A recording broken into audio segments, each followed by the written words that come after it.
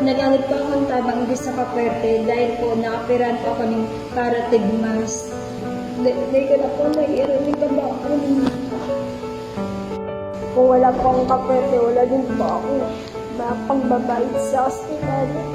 Natawan po ako ng 22,800 para po full na po pang bayad sa hospital. Kadakula po ng tabang, lalo po sa mga TOs, talagang mayo-mayo, as in, daw mangutang sa iba kulang.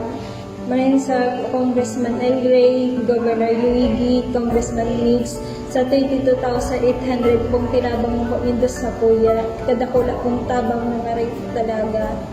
Sa mga gusto pong agad ng tabang, magdulong lang po ka sa kaperte, di po ka mabibigo na magagad ng tabang. Talagang daw pirayan, tatabangan ka mo.